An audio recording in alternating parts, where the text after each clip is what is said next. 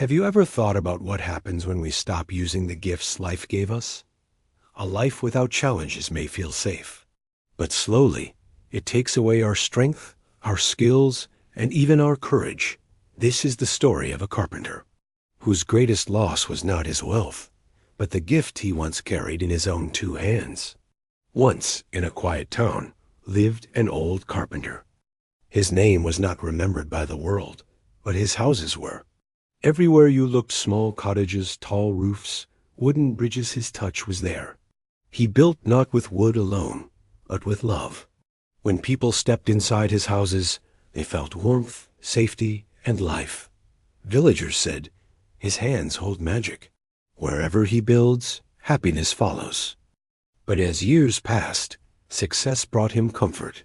His name became well known. He had money, respect, and everything he needed. Slowly, he stopped working.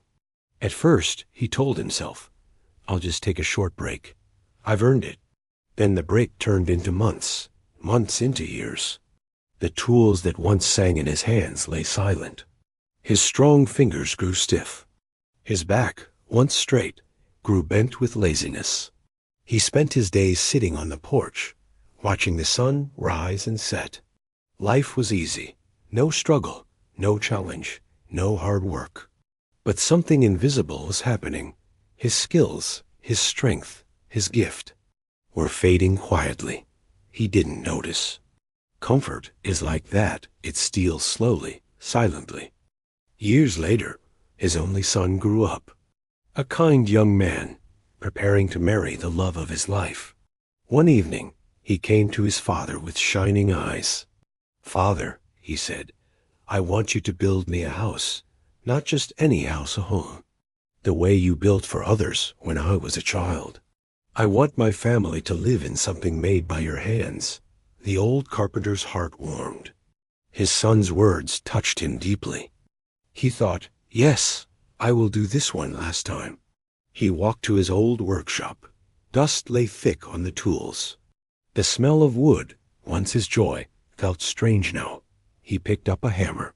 His hands trembled. He tried to saw a plank. His arms shook. The straight line he once cut so easily came out crooked. Day after day he tried, but his body was stiff, his grip weak, his eyes dim. Frustration filled him.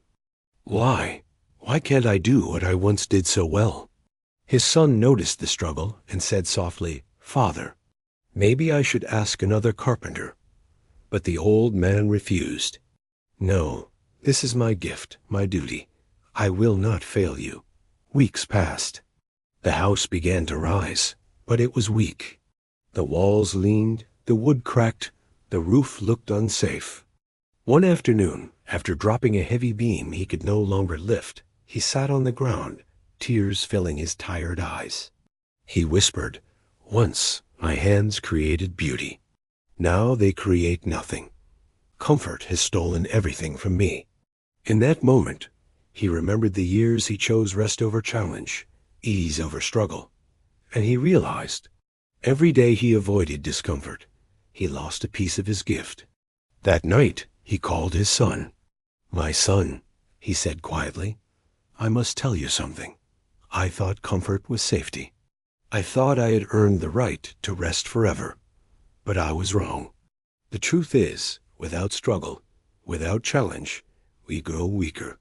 Our strength, our skill, even our spirit, they survive only when tested. And because I stopped testing mine, I lost them." The son, holding his father's weathered hands, replied, "Father, the house is not the gift. You are the gift.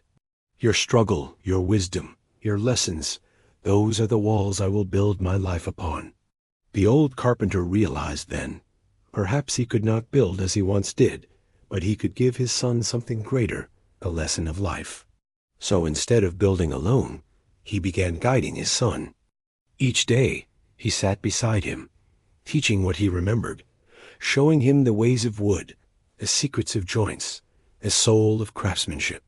His son worked with fresh strength, and together, slowly, the house began to take shape, not perfect, but alive.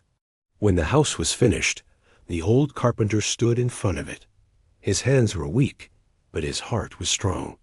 He said, "This house is not my last work, it is my son's first. And though I lost my gift to comfort, I found wisdom in pain. Never stop challenging yourself. Never let comfort steal your strength." The family moved in. Laughter filled the rooms. And though the carpenter could no longer build with wood, he built something greater, a legacy of courage.